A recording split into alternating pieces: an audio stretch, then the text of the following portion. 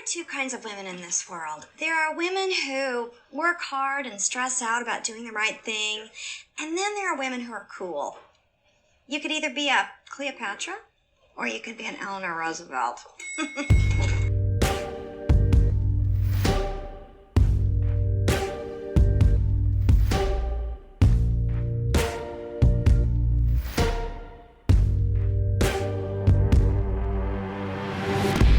This is Next Door Villain. I'm Tiana. I'm Joe. In this podcast, we practice empathy by discussing fictional villains. Because if we can learn to understand characters that were designed to be hated, then we might just have a chance of understanding the real-life villains we encounter every day.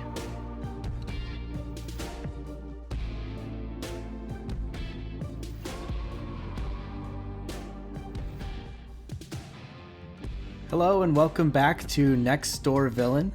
This week we are talking about the infamous Tammy 2 from the television series Parks and Recreation. Tiana, are you excited about our discussion this week? Yes, I love Tammy too. I think she's amazing and just so hilarious. And everyone loves Tammy too, but then also hates her at the same time. Yeah, I'm really excited about this one because the show Parks and Recreation is kind of an iconic sitcom of the past decade. And thinking about Tammy 2's character really forced me to consider the show from a whole different perspective. Yeah, she's so funny. That's the best thing about it. So I'm sure that people listening to this episode probably know a lot about Tammy 2, but just for the fun of it, we are going to compete to see who has the best summary. But before we do that, I do have an announcement I need to make. What's that? The announcement is that we now have a Twitter account, and we only have like 4 followers. So I'm asking people for followers right now. The username is @NextDoorVillain. Super easy to remember. Follow us because we will be retweeting other cool things about villains and also talking about villains more on that Twitter account, and will become more interesting if we have more followers. Yeah, and it's already pretty interesting. That's true. Yeah, Tiana runs the account. I'm not as Twitter savvy as she is. Thank you. Yeah, but sometimes I open up my Twitter and I see the fun things that she's tweeting, and I'm like, oh, I better check that out. Better favorite it, retweet it, quote it, whatever you want. Okay, so now on to competing. Yep. For the summary winner. Yes. Mm-hmm. And if you want to vote on who gave a better summary this week, you just go to our website, nextdoorvillain.com, and then go to the episodes page, go to this episode, and then there's a little survey at the bottom of the page that you fill out. That's how you vote. I have gotten almost no votes so far. Tiana is still the overwhelming winner. I'm hoping that maybe I can pull out some sympathy votes this week just to help me get back in the game. Yeah. I don't know if that'll help, but we'll see. Okay. Okay, well, who's going first? I don't know. I think, who went first last? Who went first on Jafar? I think No, I did. I went first. Yeah, you're right. So I will go first this time. All right. Well, are you ready? I hope so. Okay. 3, 2, 1, go. So Tammy 2 is basically a villain to the characters of Parks and Rec because she tries to kind of manipulate Ron with her sexiness, and because Ron and Tammy used to be married, and so they do really destructive things and kind of makes them do destructive things, kind of like that one time that they got married in a chapel on the fly and then had sex in the chapel, and so then they landed in jail because of that. And so she does a lot of destructive things with Ron, and then he just becomes enthralled with her and manipulated at the end. Nice. Good wrap up there at the end. Thank you. Give me 1 second. At first I forgot how to Google timer. Okay, Joe's ready. He's ready to get on the ice. Ready to show us what he got. Okay. Yeah. 3, 2, 1, go. Okay, Tammy 2 is called Tammy 2 because she's Ron Swanson's second ex-wife named Tammy. And she is a librarian. She's actually the deputy director of the library department. And she is also like really, really into sex. She's very horny, I guess you could say, especially for her ex-husband, Ron. And she often uses that to get what she wants. She's a very strong, independent woman. Dang. Yeah, you like that? That's good. Yeah, I do. And I didn't know where I was going in the middle there, but I think I brought it back in the end. that detail that she's the second ex-wife is also a detail I didn't think about. Mm-hmm. Why is she Tammy too? Because she just is. Yeah, that's good. I think we're getting better at this. Yeah. Yeah. And she's only Tammy too to the characters who are friends with Ron Swanson. Obviously. Right. Like, I assume that for her friends, she's Tammy. Short for Tamitha. Or actually, probably not. So she's not in the show. She's never really like redeemed. She never really has a redeeming episode where the show explicitly states why she's great. But I think we've been discussing that she does, at the very least, have some qualities that we can admire, qualities that we may not have ourselves. You were telling me about some before the show. So Tammy too is a character because people think that she's funny, which she is. I love her. She also really tells it like it is. Like when someone says, oh, this person is a great person or something like that. And she's like, sounds like a real whore. And won't really take other people's shit when they tell her differently. She's very steadfast and very, very honest with whatever she does. So I think that's kind of an interesting quality about her. Mm-hmm. Yeah, she's really very unashamed at really anything in her life. She's unashamed about her sexual desires, and she's unashamed about telling people how she really feels about them and what her real dark thoughts are. To me, that is really admirable, and maybe she takes it to a bit of an extreme, but I am someone who often does not feel comfortable sharing my true thoughts and my true desires out in a public fashion. So I really admire that quality in her. Yeah, and so now that you bring up sex, she is really unapologetic about her sexual desires and just sex in general. Of course, we'll just go up to people and tell them that she'd like to fuck them. Is kind of a breath of fresh air because having sex is probably one of the most natural things people can do. But we're also very shy about talking about it, which of course can lead to people not fully understanding sex or not having as great of experiences in sex education classes in high school. We're all very nervous about it. It could be because, for example, my very religious upbringing made me very silent about sex, even though, like, deep down I knew that I wanted to have it. But it's something that is real and something that we all do. So why don't we just fucking say it? I don't know. Yeah, and she doesn't just say it. She does it anywhere and everywhere that she wants to. Right. In the first episode, when we meet her, she goes out to lunch with Ron at a diner, and they are just so crazy about each other in a sexual manner that they're like on top of each other on the tables at the diner until they're like kicked out, and then they're driving to a hotel room and they can't even wait to get their clothes off before they make it inside. It's a really refreshing take, and it's supposed to be funny, but I mean, it happens in real life. Yeah. And what's interesting is that people pin Tammy too as the one who like took control of Ron and made him go to this diner and made him have passionate sex. But that's not necessarily the case. Ron is also the person who wants to do that. What's funny is that in one of the episodes, Ron and Tammy 2 go up to Leslie, and Ron's like, I think Tammy 2, we need to work out our differences. But I don't even believe him for a second that he believes that they're going to work out their differences and talk about it over a cup of coffee. Like, he's done this so many times before. He knows what it's going to lead to. And I think he just kind of uses that as an excuse, like, oh, I'm doing well. I'm not going to be engaged in whatever Tammy 2 wants to do. We're just going to go and have a cup of coffee and talk about it. I mean, he might still want what she wants, maybe deep down, right? And So then later they have consensual sex, even though Leslie might not be totally for it or whatever. And the show kind of shows Tammy too as the one who's like taking advantage of Ron. And Tammy too is partly to blame for that. But at the same time, they both still have a lot of passion for each other. And Ron still, has some part to play in taking up her offer to go to a hotel and have sex. Mm-hmm. Yeah, she's very much villainized for her sexual behavior, which is kind of a shame.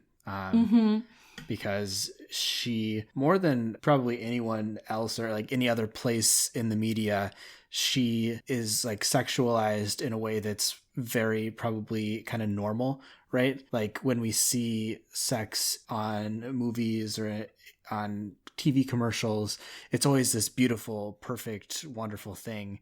But the sex that we see Tammy engage in is the real life sex, the real ugly, weird, crazy sex that happens, I think, far more often than the perfect, beautiful, amazing sex that we see in commercials and in movies and in magazines and whatnot.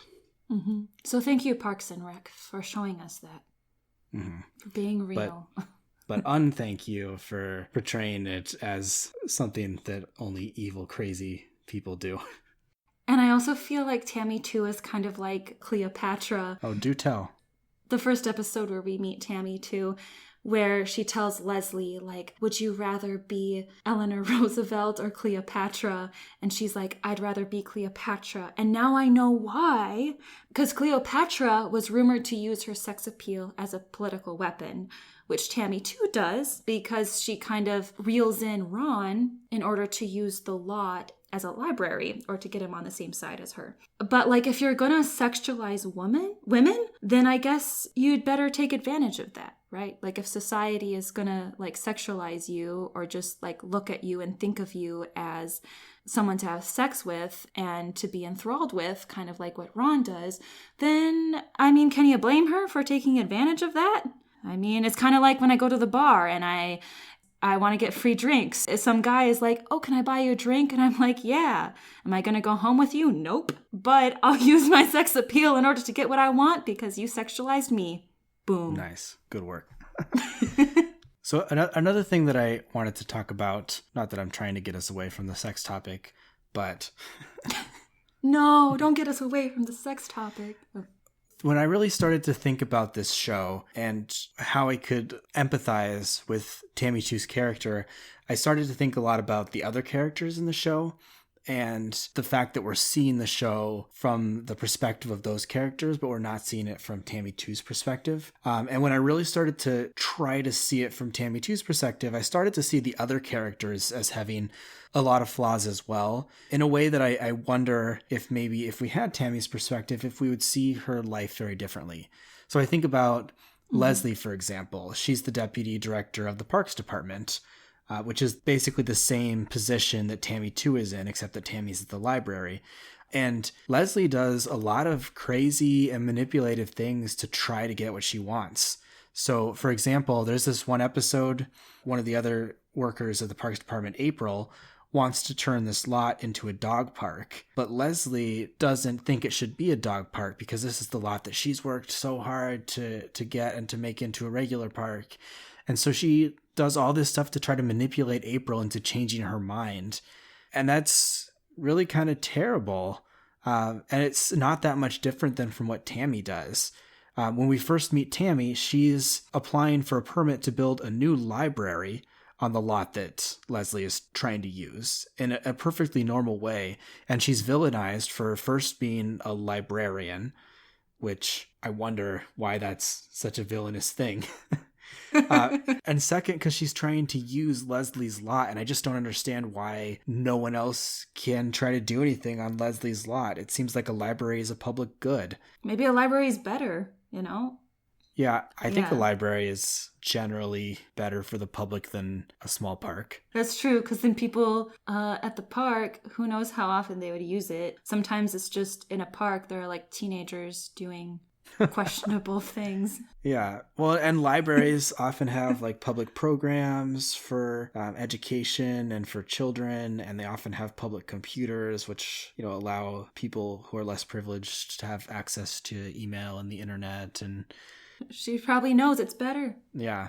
And she tries to manipulate Ron using sex to get the permit so she can build her library. And, I don't know how bad I really feel for her, because she has to find some way to beat out Leslie. And we know that Leslie will do anything that she can to get what she wants at pretty much any cost. And she does that throughout the show for like everything that she wants. And for some reason, we always forgive her because she learns a lesson in the end that what she did was bad. But she still does manipulative, crazy things again and again. Always. They're all manipulative. Everyone's manipulative. Yeah, Ron too. And I think you had some thoughts specifically about the Ron and Tammy dynamic. Yeah, I think with the Ron and Tammy stuff, they have kind of a complicated relationship, obviously. So Tammy too kind of uses that to her advantage. Even when Tammy too isn't trying to plot anything per se, they still kind of have this relationship where they keep going back to one another. Parks and Rec characters kind of paint Tammy as someone who is using Ron. Kind of going back to what I've said before, it's kind of bad to hate Tammy too so much, because both of them keep going back to one another, and at the same time you probably can't necessarily blame them, because people do it all the time where they temporarily get back with their exes because of feelings that they've had in the past, or they temporarily do very destructive things after a breakup. Or, going through divorce is rough, obviously, and going through a breakup in general is rough. But the show kind of shows Tammy too as the one who's being the destructive one. And we get into the trope how the ex-wife is always the evil one, who's always the one who's trying to pull in the ex-husband or make his life miserable, when that's not always the case. And we have to realize that Ron also could have made things difficult for the relationship, or is the one who is kind of giving in to their desires and this destructive behavior. It's not always just Tammy. Yeah. And so I think we can kind of recognize that in real life too, that sometimes people are like, oh, you have an ex-wife who is crazy, who tried to make things awful for the relationship and destroy your life, when that's not always the case. Yeah, sometimes it's the husband, sometimes it's a vice versa thing. It's really easy to imagine that Ron was not a great, wonderful husband. I mean, just from what we know about him, he's kind of a loner guy. He just doesn't get along with other people that well. Right. Ron has a long life. First of working in the factory as a child, then being the kind of stone-faced person. But we all love Ron. And because we're always like, oh, he's so funny. And but then we still keep painting Tammy too as a villain. Yeah. And when you really think about it, why is Ron Swanson such a pop culture icon? Because he doesn't do all that much great stuff. I mean, he's in a job where he has specifically stated that he's there because he wants to slow things down, and he wants to make sure that the government does not accomplish things, which is in absolute direct opposition to Leslie, the main protagonist of the show. Why is he not the villain? Yeah, I don't know. And Tammy, too, is also the one who wants to get things done and make changes. Yeah. Right? Like, put libraries there, call people out for overdue books, the important stuff. But Ron's just kind of sitting there talking about his chairs. Yeah, Leslie and Tammy should be friends. I mean, they're both working women who are trying to do good things. And Ron is a upper management man who's trying to stop them from doing good things. Right. And literally the only reason why they're against each other is because Ron happens to work in the parks department. Yeah, that... with Leslie. And so they're friends. Yeah. And the weird thing that everyone hates libraries. Yeah.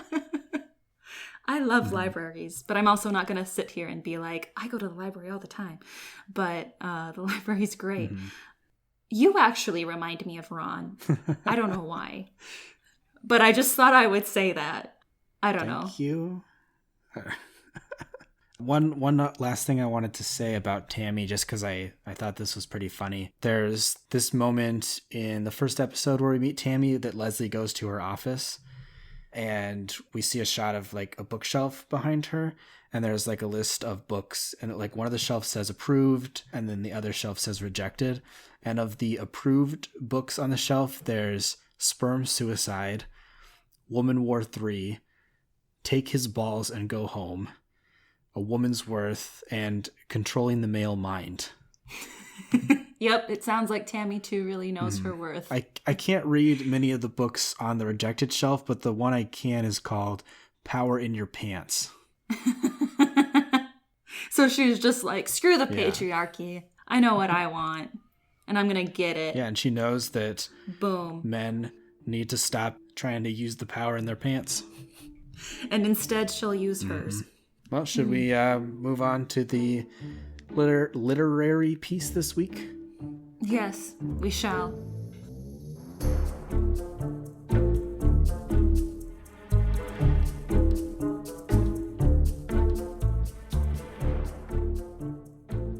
We shall move on to the literary piece. And I do have to say that, unfortunately, no one else except for me submitted a piece for Tammy 2. Which I can understand why, because it's so hard to really showcase the greatness that Tammy 2 is. So I understand why other people were not able to compel themselves to write something about her.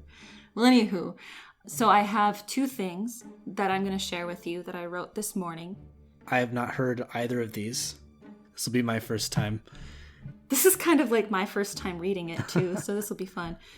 But, so I have 2 things. I've been getting into haikus, or just, I don't know, they're very interesting because the first line has to be 5 syllables, the second line has to be 7 syllables, the third line has to be 5 syllables, and that's it. Which sounds really simple, but it's actually really hard. But I wrote a haiku from Tammy 2's perspective, and then I also wrote another poem from Tammy's 2 perspective. I was going to do more haikus, but then I realized that haikus are so difficult that I'd rather just write one haiku and then one poem. Okay, so this is the haiku. Okay, I'm ready. Dear Ron, from your drug, even the sniffy drug dog won't stop flight to me. The end. Okay. It's a haiku, yeah. We can also post it on our website too. Okay, this is the poem. It kind of rhymes, kind of doesn't rhyme. Has a mixture of both. Okay. I didn't put a title on this poem. I guess on the fly, the title is Tammy 2, the one who will control you. But in a good way. I am a fighter for knowledge and female strength. Your balls are neither. But I'll take them anyway. Okay. I am a warrior. Fearless I am when it comes to being a whore. But you need the armor for this war of love. And in parentheses, not me. I am a queen. You're ready to be under my rule. We have differences foreseen. But I will allow you, my peasant, to make out with me. I am a woman. Some people may think you'll find me in the kitchen. But instead I'll be moaning, making sure you got your meat right and a cookin'. I would like to be Cleopatra. You can be my Caesar. It was rumored I died from a cobra. Lord knows it's worth it to die from yours. and then it's ... even though I know I won't. And this is the last stanza. It's hard to admit, but I love you, Ron. You'll never believe me. And in parentheses it says, which is kind of understandable. So why don't we move on and get to the point, ... of your D. The end. Really showcasing who Tammy 2 is, how she's very powerful, very knowledgeable, especially because she's a librarian. You know, I mean, she reads a lot. Deep down, maybe she loves Ron, but we love Tammy 2 because she's real and is sexually free. The end. Yay! And if you have your own literary piece that you would like to share, you can go onto our website, nextdoorvillain.com, and then go to the submission page to learn how you can submit. There's instructions there. We've got some suggested villains you can write about. In the coming weeks, we're going to be doing Dolores Umbridge from Harry Potter. We're going to be doing Loki. Loki? From the Marvel Universe. Is that it? Is that the end of first season? I think that's it. Yeah. Unless people have any suggestions for villains to do this season, then you can let us know. Yeah. Otherwise, that's the end of this week's episode. It was written and produced by myself, Joe Anderson, and Christiana Hennings. The graphics on our website were done by Erica Nitschke. Thanks again to you, Tiana, for the wonderful and very interesting poems this week. And if you like the show, or even if you don't like the show, we encourage you to leave us a review on Apple Podcasts or on the Google Play Store. And we will see you next week.